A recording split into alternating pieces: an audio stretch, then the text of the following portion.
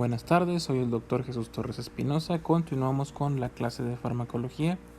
En esta ocasión pues vamos a iniciar con el primer tema ya en forma, el primer grupo de medicamentos.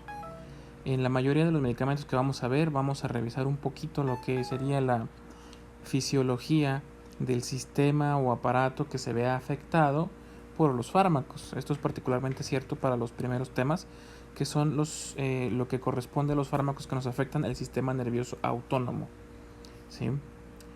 En esta situación pues vamos a encontrar 4 grupos de medicamentos, que son los colinérgicos y los adrenérgicos y sus contrapartes, ¿sí? Que serían los simpaticomiméticos y los simpaticolíticos y los parasimpaticomiméticos y los parasimpaticolíticos, ¿sí? Ahorita lo voy a explicar un poquito más a fondo. También para mencionarles que les hice llegar a través de su jefe de grupo un manual, que es un manual de farmacología, pero dirigido o orientado a enfermería. Entonces vamos a estar llevando los temas conforme vienen en el índice temático de dicho manual, ¿sí? Entonces los primeros temas corresponden a la revisión de lo que es el sistema nervioso autónomo. Entonces vamos a recordar un poquito las cosas que vimos en las clases de fisiología del semestre pasado, ¿sí? Recuerden que el organismo humano va a estar dividido en varios aparatos o sistemas. Ya hemos visto que la diferencia entre un aparato y un sistema es el tejido, ¿sí? El tejido que lo compone y la distribución que estos tienen. Por ejemplo, los aparatos pues se encuentran formados por tejidos heterogéneos, o sea de muchos tipos, y se encuentran confinados a una cavidad o varias cavidades, mientras que los sistemas se encuentran conformados por tejidos más homogéneos y se encuentran distribuidos por todo el sistema, por todo el cuerpo. En este caso pues podemos considerar, por ejemplo, el sistema nervioso, al sistema circulatorio, ¿sí? Como ejemplos de sistemas. Y aparatos como el aparato reproductor, el aparato digestivo, el aparato respiratorio, ¿sí? Dentro de los sistemas pues vamos a encontrar dos que son muy importantes, que son los sistemas de regulación, ¿sí? O de vida de relación, que son el sistema nervioso y el sistema endocrino. Ambos pues los vamos a ver más adelante, más a fondo. Para el caso vamos a hablar un poquito de lo que es el sistema nervioso como tal, sí, ya que es el primer tema que nos atañe, revisar lo que corresponde a los fármacos que nos van a afectar al sistema nervioso, pero en una división muy particular, que es el sistema nervioso autónomo, abreviado aquí como SNA, sistema nervioso autónomo. Entonces vamos a encontrar que el sistema nervioso lo podemos dividir en dos cosas: un sistema nervioso central, SNC, y un sistema nervioso periférico. El sistema nervioso central pues es el que se va a encargar de nuestras respuestas conscientes y de forma activa en cuanto a todo lo que estamos percibiendo: olores, sabores, sonidos o sensaciones. Los componentes, pues vamos a encontrar 3 componentes importantes, que son el cortical, que es la corteza cerebral, lo que encontramos a nivel del cerebro, ¿sí? Sería el componente cortical, lo que encontramos en el cerebro, sería la capa más superficial, porque después tenemos un contenido. Luego tenemos también el medular, que es toda la médula ósea, ¿sí? Es el segundo componente de este sistema.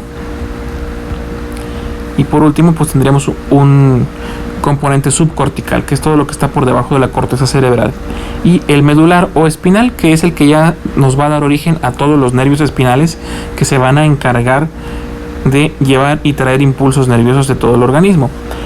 Hay que mencionar una cosa, que todas las raíces nerviosas tienen 2 tipos de raíces en particular, que son una raíz aferente y una raíz eferente.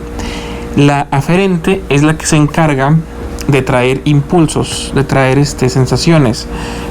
Por ejemplo, una vía aferente es la vía del dolor, que le lleva al cerebro los impulsos del dolor. El cerebro va a integrarnos una respuesta a ese estímulo de dolor y va a través de la otra vía, la vía eferente, de efecto, ¿sí? De efectuar la respuesta ante el dolor. Entonces, por ejemplo, si nos pinchamos el dedo con una aguja, ese efecto de la aguja pinchando el dedo va a ir al cerebro traduciéndose como un impulso de dolor. Luego el cerebro lo va a integrar generándonos una respuesta a ese pinchazo, y por una vía eferente pues nos va a llevar a quitar la mano de la aguja. ¿Sí? Son funciones, las funciones del sistema nervioso central, todas van a ser de forma consciente y activa, y vamos a poder nosotros intervenir en cómo se llevan a cabo esas respuestas con el libre albedrío. Luego tenemos el sistema nervioso periférico.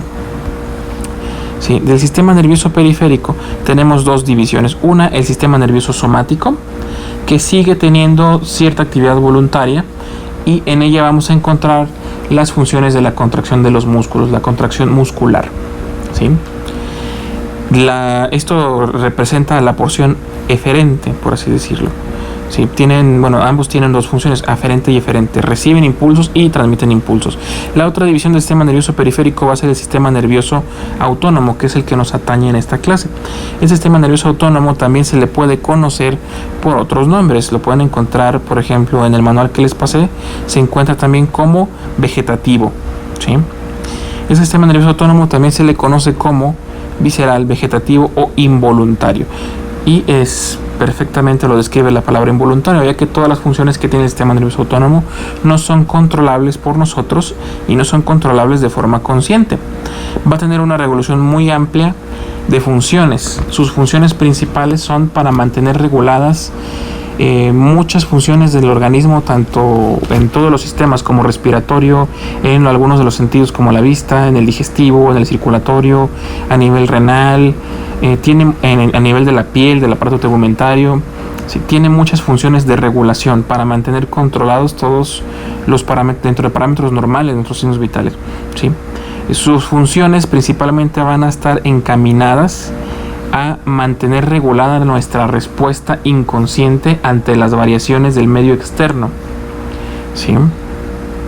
Entonces, por ejemplo, el sistema nervioso autónomo pues se va a encargar de, por ejemplo, de la sudoración en caso de que tengamos calor, para tratar de regular la temperatura.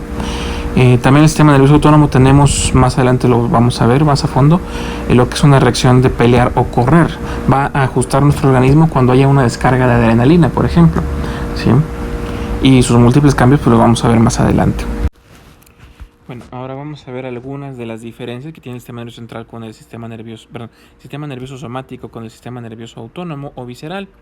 Pues está muy marcada la diferencia, principalmente porque en el sistema nervioso somático pues tenemos algunas funciones que son meramente conscientes y nosotros podemos tomar acción al respecto. Entonces, pues las diferencias las vamos a ver en este cuadro. Tenemos marcados como SNS al sistema nervioso somático y SNA al sistema nervioso autónomo. ¿Sí?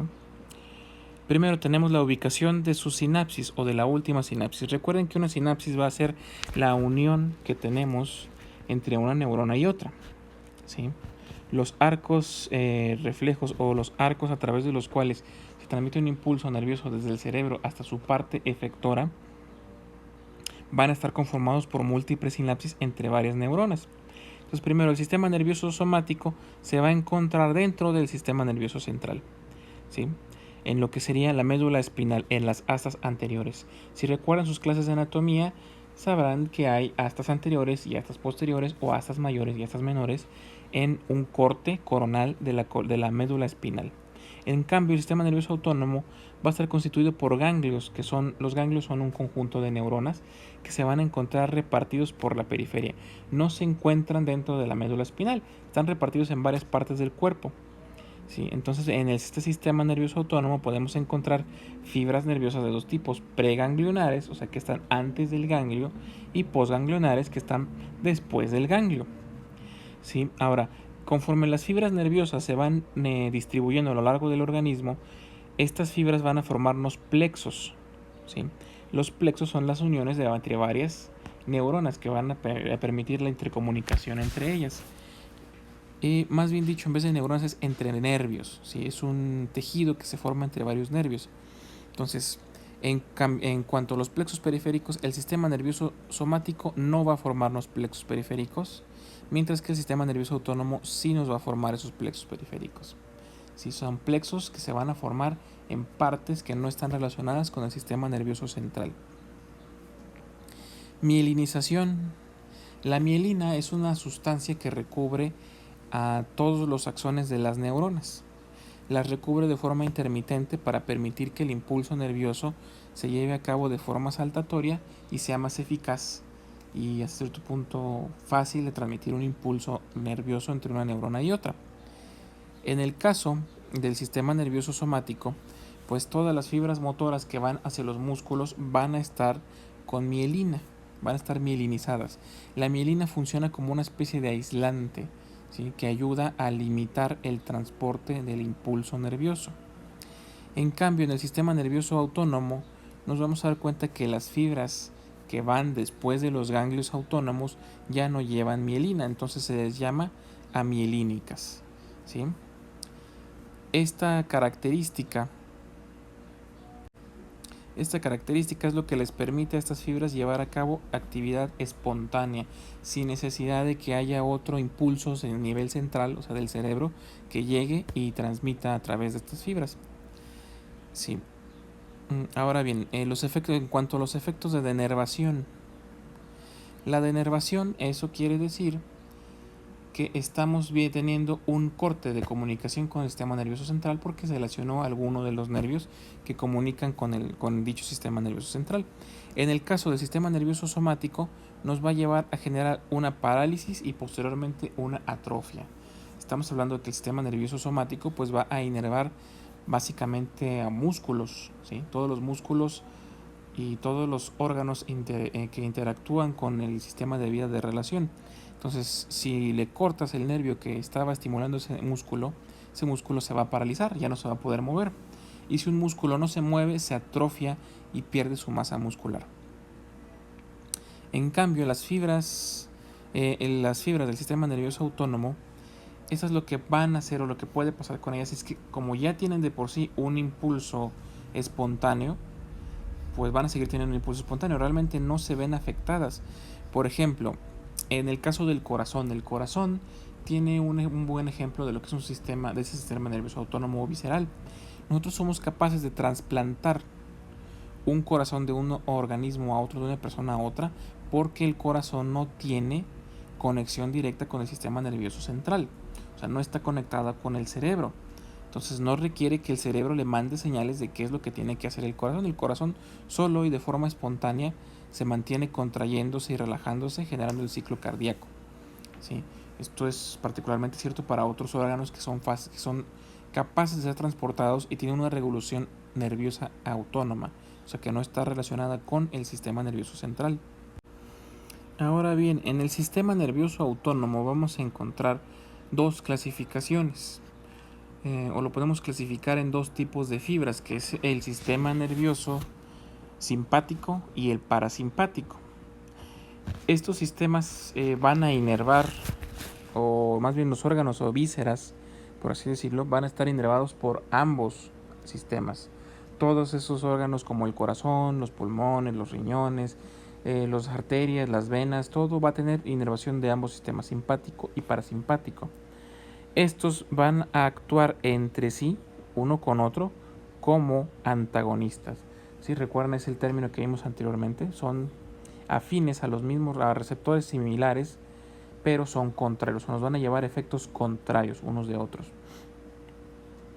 Sí, cada sistema tiene su propia línea de neurotransmisores. Eso lo vamos a ver en un momento. Entonces, como van a actuar como antagonistas, se van a llevar la contra uno a otro. Por decirlo rápidamente y de forma que se comprenda, el sistema nervioso simpático va a provocar excitación y el parasimpático va a provocar inhibición. Esta frase pues tiene sus excepciones que vamos a ir viendo más adelante, ¿sí? Pero en general ambas se van a ver presentes en esta situación que les había mencionado con anterioridad, que es el efecto de luchar o huir, ¿sí? Los efectos del sistema nervioso simpático y parasimpático van a preparar al organismo precisamente para eso, para una pelea o para huir. Son parte de nuestra forma de preparar a nuestro organismo para situaciones de gran estrés o que requieren ciertas capacidades físicas para la supervivencia, ¿sí? Esta respuesta de luchar o huir va a estar controlada principalmente por el sistema nervioso simpático, ¿sí?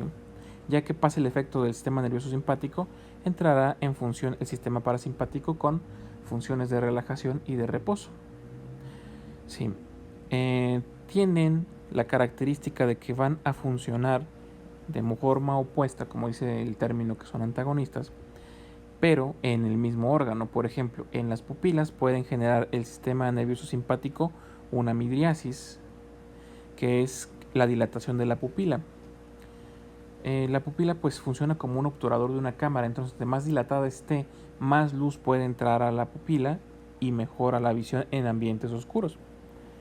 Mientras que el sistema nervioso parasimpático va a provocar una miosis. Una miosis pues va a ser una contracción de la pupila, una disminución de esta. ¿Sí? Ahora, estos van a tener una inervación preferente en algunos órganos, en específico. Un ejemplo típico de esto es la inervación simpática en las arteriolas. A pesar de que las arteriolas también tienen cierto grado de inervación parasimpática, el 80-90% de la inervación de estas está dado por el sistema nervioso simpático. Entonces vamos a encontrar órganos, así como están distribuidos ambos sistemas en todos los órganos, vamos a ver órganos que tienen más de uno que de otro. Y en algunos casos puede ser que funcionen como agonistas. O sea que a pesar de que son contrarios, en algunos órganos pueden generar ambos el mismo efecto e inclusive producir algún tipo de exacerbación. Por ejemplo, el ejemplo más clásico que podríamos mencionar sería a nivel de las glándulas salivales. Ambos, simpático como parasimpático, son capaces de producir cialorrea, o sea, una gran cantidad de salivación al estimular las glándulas salivales. ¿Sí? Ahora, ¿cómo se llevan a cabo estas comunicación entre ambos sistemas? Cada uno de los dos sistemas, ¿sí?, de los dos sistemas simpático y parasimpático, van a tener su propio neurotransmisor. ¿Qué es un neurotransmisor? Un neurotransmisor es una sustancia que utilizan los nervios para transmitirse ciertos estímulos. Y según el neurotransmisor va a ser el estímulo que se está tratando de transmitir. Entonces vamos a encontrar que en el sistema nervioso simpático y parasimpático vamos a encontrar algunos neurotransmisores específicos como son la acetilcolina, la dopamina, la noradrenalina y la adrenalina. La acetilcolina es propia del sistema nervioso parasimpático, mientras la noradrenalina y adrenalina son propias del sistema nervioso simpático. ¿Sí? Entonces tenemos que la acetilcolina va a ser un neurotransmisor liberado por las fibras colinérgicas, o sea, ¿sí?, fibras del sistema nervioso parasimpático. ¿Sí? Principalmente. Ahora, todas las fibras preganglionares, ya sean del sistema nervioso simpático o parasimpático, o sea, antes del ganglio, van a reaccionar a la acetilcolina. Y todas las fibras postganglionares, o sea, después de los ganglios autonómicos, van a ser solamente las que reaccionan a las del sistema nervioso parasimpático. ¿Sí? En algunos casos tenemos las excepciones, como les dije, como las glándulas sudoríparas, que a pesar de que son del sistema nervioso simpático y reaccionan mejor ante la adrenalina o la noradrenalina, pueden reaccionar un poco ante la acetilcolina, provocando sudoración excesiva por estimulación de este neurotransmisor. Y por otro lado tenemos a la noradrenalina, que va a ser el principal neurotransmisor del sistema nervioso simpático. ¿Sí? Va a estar liberado por las fibras adrenérgicas, que son del sistema nervioso simpático, y van a encontrarse en las glándulas postganglionares del sistema nervioso simpático. Ahora bien, como cada una tiene su propio neurotransmisor, estos neurotransmisores pues van a tener sus propios receptores. Entonces los efectos de la estimulación de un sistema ya sea parasimpático o simpático pues van a depender de los receptores que se vayan a estimular.